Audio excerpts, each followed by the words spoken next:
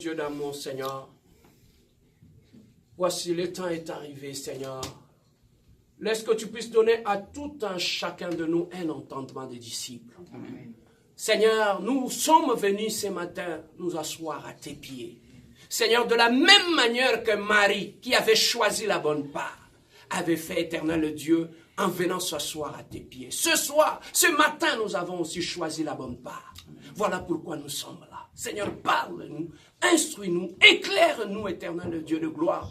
Seigneur, merci car ta parole, tu as dit, l'homme ne vivra pas seulement du pain, mais de toute la parole qui vient de toi. Seigneur, nous voulons manger. Je sais une chose, que la table est déjà dressée. Seigneur, merci parce que tu nous as réussi sur la table du roi éternel. Béni soit ton nom. Voilà pourquoi moi et mon frère et ma sœur, nous te disons, gloire et louange à toi, Seigneur Jésus-Christ. Gloire et louange à toi, Seigneur Jésus-Christ. Amen. Amen.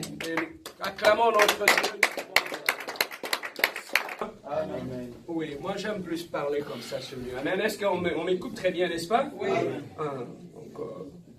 Nous allons à l'université du Seigneur. Est-ce que quelqu'un dit l'université du Seigneur? L'université du Seigneur. Oui, nous sommes venus apprendre. L'université du Seigneur. Nous avons toujours dit ici, dans notre église, la compassion, nous avons besoin de des ailes pour monter. Amen. Hein? Amen. Un aigle a besoin de ces deux ailes pour monter dans les ailes. Et les deux ailes que nous avons, c'est quoi? Est-ce que quelqu'un sait nos deux ailes? La Bible. La parole et la prière. Amen. Hein? Amen. Les deux ailes de la colombe qui nous aident à monter dans les airs. Amen. Hein? Amen. Celui qui n'a pas les deux ailes ne peut jamais monter. Amen. Hein? Amen. Alors nous sommes appelés à monter. Voilà pourquoi nous avons besoin d'avoir les deux ailes de la colombe. Le deux ailes de la colombe, c'est la parole et la prière. Amen. Ce sont les deux choses qui vont t'aider à monter dans le Seigneur, à aller encore plus loin, à monter encore plus haut. Amen. Hein? Amen. Voilà pourquoi ici nous mettons plus l'accent sur la parole et la prière. Quelqu'un peut dire la parole et la prière? La parole et la prière. Oui, les thèmes que nous allons exploiter aujourd'hui, je l'avais introduit les vendredis, mais Dieu avait voulu que je puisse les reprendre encore aujourd'hui, vu l'importance du thème, nous allons en parler encore aujourd'hui. Amen. Hein? Amen. Alors, le thème que nous allons exploiter aujourd'hui, je l'ai intitulé « Le Dieu de loi et de principe ». Est-ce que quelqu'un peut dire le Dieu de loi et de principe? Le Dieu de loi et de principe. Amen. Donc, le Dieu que nous prions, c'est un Dieu de loi et c'est un Dieu de principe. Amen. Amen. Alors, lorsque nous regardons dans notre Bible, nous remarquons une chose. Depuis la nuit du temps, depuis Genèse jusqu'à l'Apocalypse, nous avons vu Dieu. Dieu n'avait jamais conduit son peuple par pitié. Dieu n'avait jamais conduit son peuple parce qu'il a eu pitié. Non, non. Dieu a toujours conduit son peuple au travers de ses lois et au travers de ses principes. Amen. Hein? Voilà pourquoi il est important pour celui qui veut marcher avec Dieu de connaître les lois de Dieu et de connaître aussi les principes de Dieu. Amen. Hein? Alors, c'est comme ça que nous remarquons lorsque tout le monde a la possibilité de s'acheter une voiture. Tu peux acheter une voiture, tu peux acheter une belle voiture, mais tu peux sortir avec la même voiture à 2 coins de rue et détruire cette belle voiture que tu as achetée si cher. Mais qu'est-ce qui a fait que tu puisses détruire cette voiture-là? Ce n'était pas ta volonté de détruire la voiture.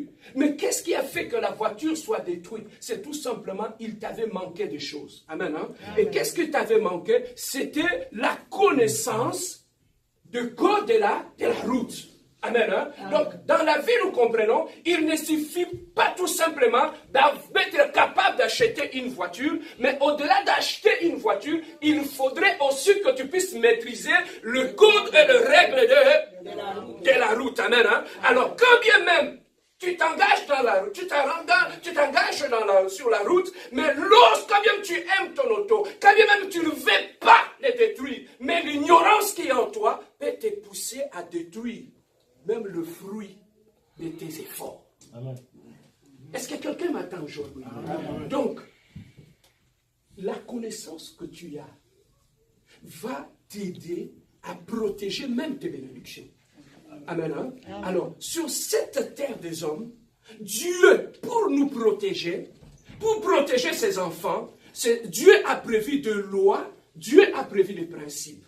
Beaucoup de gens échouent dans la vie, non pas parce qu'ils ne sont pas intelligents, mais parce qu'ils ne maîtrisent pas les lois et les principes de Dieu.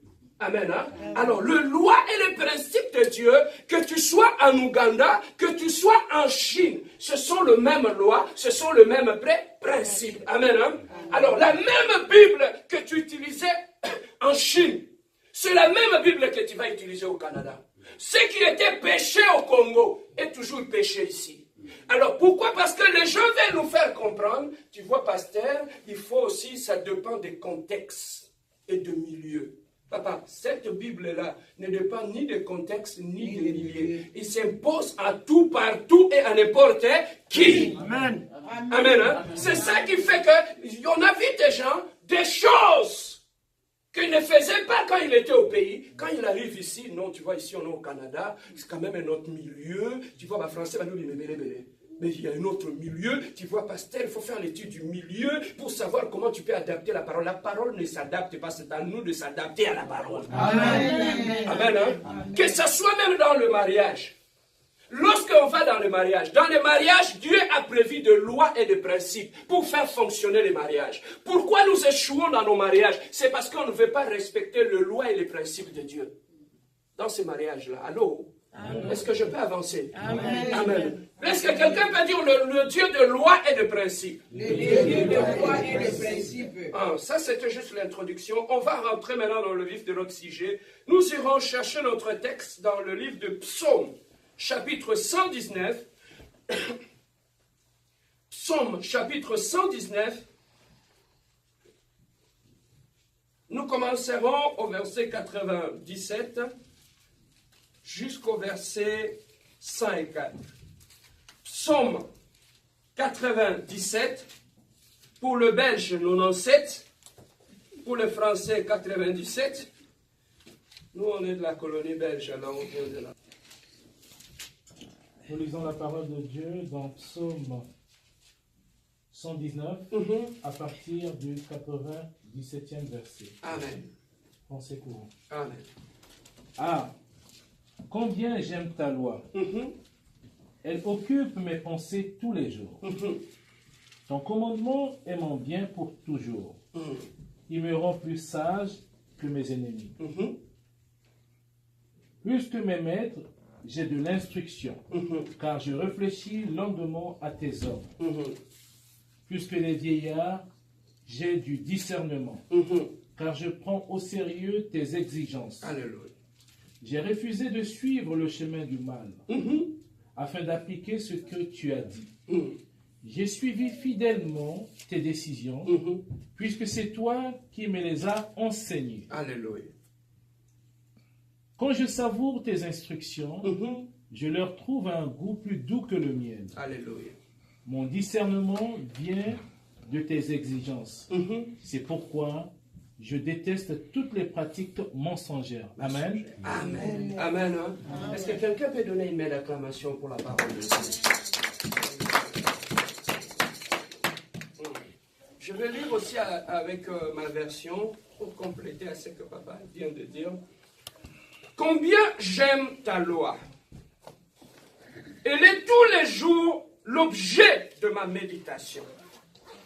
Tes commandements me rendent plus sage que mes ennemis, car je les ai toujours avec moi.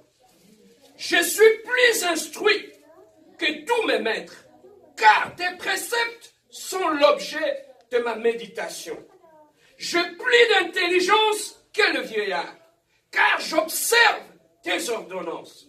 Je retiens mon pied loin de tout mauvais chemin, afin de garder ta parole. Je ne m'écarte pas de tes lois, car c'est toi qui m'enseignes. Que tes paroles sont douces à mon palais, plus que le miel à ma bouche. Par tes ordonnances, je deviens intelligent, aussi j'ai toute voix de mensonge. Amen. Hein? Amen. Alors ici, qu'est-ce que le Seigneur veut nous enseigner? Bien-aimé, lorsque tu regardes en créant l'homme, pour que l'homme sache comment marcher, comment vivre, comment évoluer. Pour que l'homme puisse réussir dans sa vie de tous les jours, dans tout ce qu'il accomplit, Dieu a prévu des mécanismes naturels dans l'homme pour lui permettre de savoir comment se conduire et comment marcher de succès en succès, de victoire en victoire. Amen. Hein? Amen. Alors, parmi les mécanismes que Dieu avait prévus dans l'être humain, Dieu avait prévu l'élément que nous appelons la conscience. Est-ce que quelqu'un peut dire la conscience? La conscience. Oui, la conscience est une faculté naturelle que Dieu nous a offerte pour savoir ou avoir un jugement par rapport au bien et au mal. Amen. Hein? Amen. C'est une faculté qui est naturelle que Dieu nous a dotée à l'homme pour aider l'homme à savoir se conduire, à savoir marcher dans la vie de tous les jours, même s'il ne voit pas Dieu, même si Dieu ne parle pas avec un bâton derrière lui, mais l'homme a prévu